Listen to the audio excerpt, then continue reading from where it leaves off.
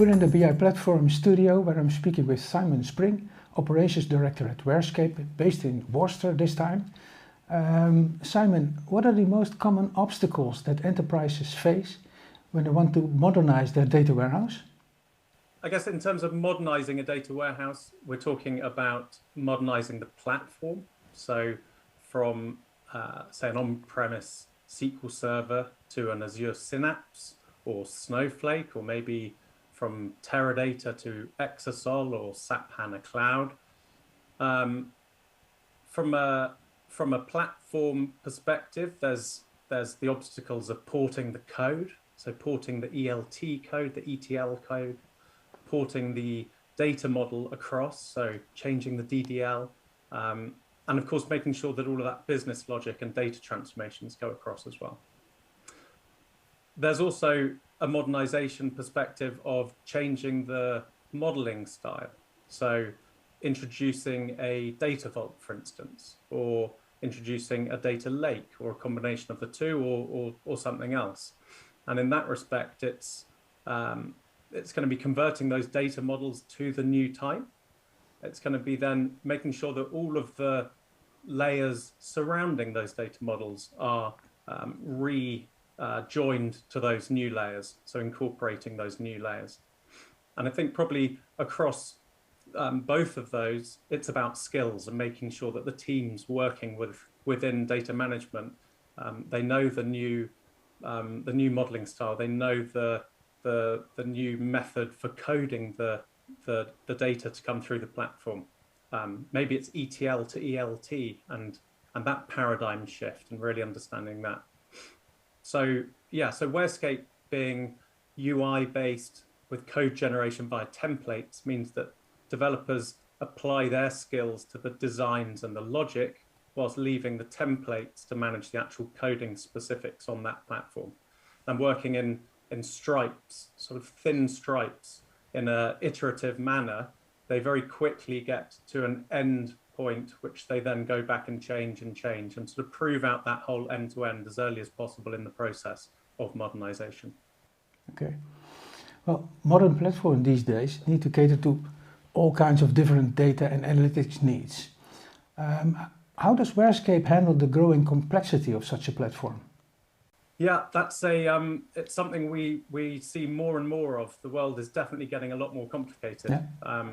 WhereScape uses the underlying platform's ability to handle different types of data. So really utilizing the mechanisms within Snowflake, for instance, for shredding out JSON structures into familiar tables that make sense to the consumers of the data.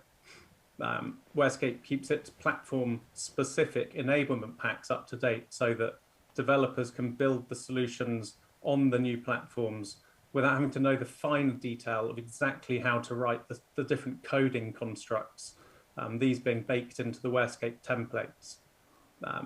WhereScape standardizes the data model and the code that's generated so that everyone that's interacting with that system, whether or not that's developers or consumers, everyone knows how that end-to-end flow works, how the data is flowing through the system, what the lineage is, and where to look for different things. So some consumers will be using the data lake. Some workloads will be run on a raw vault, for instance, or an EDW, whereas other users will be going directly into the star schema or the kind of the nice wide flat tables at the end. So yeah, so WhereScape's standardizing the coding as well, using the templates. And what this really means is, as the underlying platform evolves, you have this kind of sustainable solution. You're not building new technical debt. Your platform is evolving with the underlying, your warehouse is evolving with the underlying platform. So for instance, a nice example there is, let's say you built on Azure Data Warehouse when it first came out, and perhaps used SSIS to populate that warehouse. As Azure Data Factory comes out, with WhereScape, you can repoint all of your logic to use the Data Factory templates and regenerate across the board in a bulk operation to use that new mechanism. So really, it's like a self-modernizing platform, if you like. Yeah, yeah. Well, you already mentioned the data lake. In recent years, we've seen the concept of data lake emerging. What are the specifics from a WhereScape perspective, and how is the data lake incorporated in the data fabric? I guess WhereScape sees data lakes as another modeling style, and with code generation or code needed to go alongside that. So data lake models can be defined or generated within WhereScape and physicalized via metadata layers like Hive or Qbol, for instance, or external table constructs like Polybase on Azure and different constructs on AWS. WhereScape's generating the ELT code for these via Python and PowerShell templates. And this is what's pushing the data into the data lake structures ready for the consumption by the downstream processes. And then, I mean, really with the lineage being tracked within WhereScape and all of the metadata associated with the data lake being in WhereScape, such as the transformations, this is then available to be published to different data catalogs and governance tools, or exported via WhereScape's generated documentation, so that end users consuming the data, they have the information they need to know where it's coming from, where it had originated from, and so on. Yeah. Earlier, you already mentioned the cloud platforms. Can you tell us about the current situation of data migration into the cloud and your cooperation with a company like Snowflake? Yes, well, Snowflake, we've been partnered with Snowflake since the very early days of Snowflake, I think 2016, 2017. And WhereScape's been supporting cloud migrations for many, many years, or indeed just migrations in general.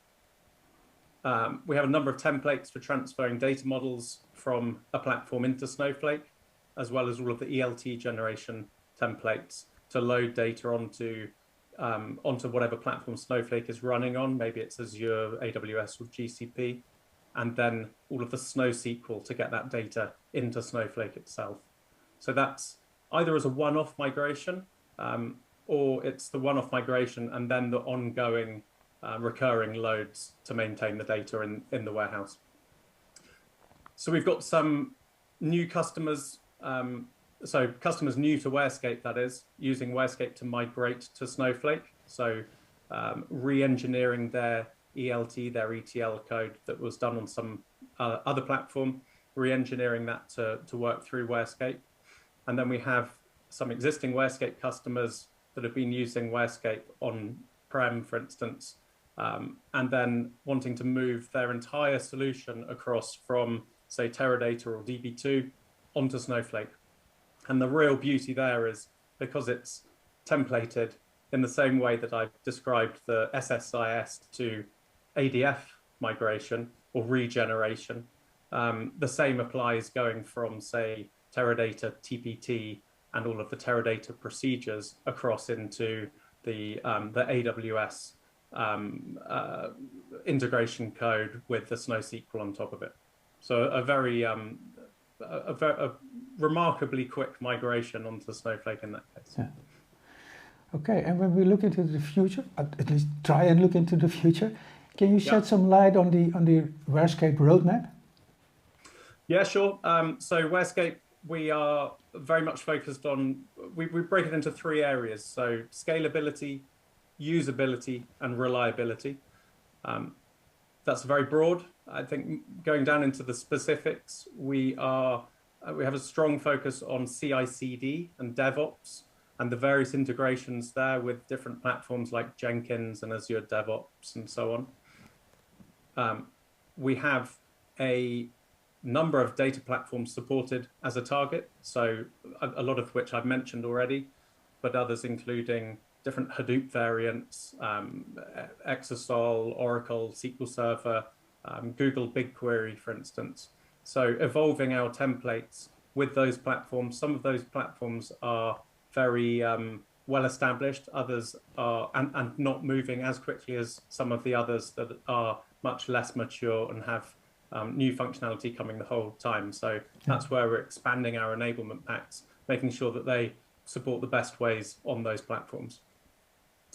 In terms of different data modeling styles, we very much support Data Vault and continue to expand our Data Vault support as different Data Vault approaches come out.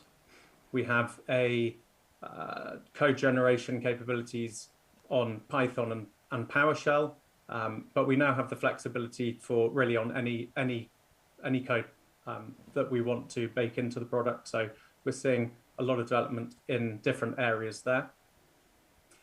We have a broad. You mentioned Data Fabric earlier on. We have a broader initiative in Data Fabric. In fact, it's worth checking out the ideadatafabrik.com for details of how WhereScape sits alongside other products.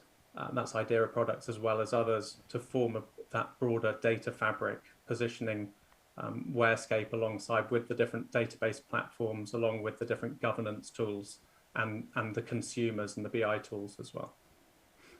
And then really a host of new enablement packs coming. So I mentioned enablement packs in terms of the target platforms. WhereScape is moving all of its code generation out of the core products and into these enablement packs that contain the different templates for code generation, different templates for integrating with different sources, and different templates for what we call model automation. So converting one type of model to a different type of model. And then I think probably finally worth mentioning just a broader drive to be, a broader drive to new cloud native options. The cloud is evolving rapidly with many new options, and WhereScape is going with that.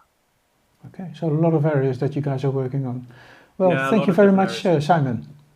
My pleasure. Thank you for having me.